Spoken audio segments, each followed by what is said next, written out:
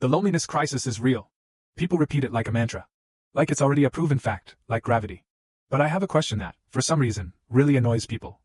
If there is a crisis, why does no one reply to messages? Seriously. Not in some abstract. Society has become cold. Way, but very specifically. Why didn't you reply to the person who texted you yesterday? I'm not being sarcastic. I genuinely want to understand. Because the more I look around, the less it looks like a crisis. It looks more like mass mutual avoidance. I had a weird evening recently. I was scrolling through my messages. Old ones, new ones, everything. And I noticed something simple. Almost every conversation ended the same way. We should hang out.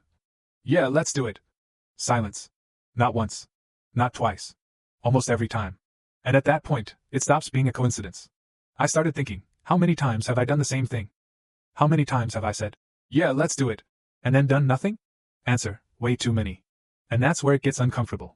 Because the loneliness crisis is convenient. It removes responsibility. If it's a crisis, then it's something big, systemic, outside of my control.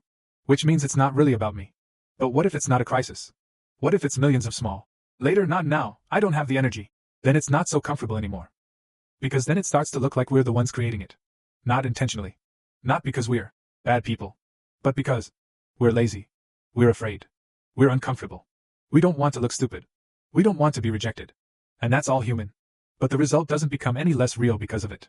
People sit at home feeling lonely, while ignoring other people doing the exact same thing. It's almost absurd. Like everyone standing in the same room, wanting to talk.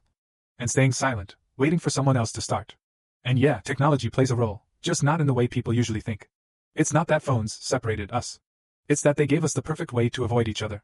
You're always reachable, but you don't have to respond. You're always available, but you don't have to meet. And the most dangerous part, it's socially acceptable. No one will say, hey, you're avoiding people. They'll say, protect your energy. Don't force yourself. Do what feels comfortable. And that sounds right. But if you always choose comfort, you slowly end up alone. Not because the world is broken, but because you never chose discomfort. Recently, I decided to try something simple. I stopped saying, we should hang out sometime. Either I suggest a specific day, time, and place. Or I don't say it at all. You know what happened? 90% of those conversations just disappeared. Because sometime is not a plan. It's a polite way of doing nothing. And that's where I really got stuck. If you remove all the sometime, if you remove all the postponed conversations, if you remove all the unanswered messages, how many real connections do you actually have left? For me, fewer than I thought. And that's not a nice thing to admit. So yeah, maybe the loneliness crisis does exist. But not in the way people usually describe it. It's not about there being no people.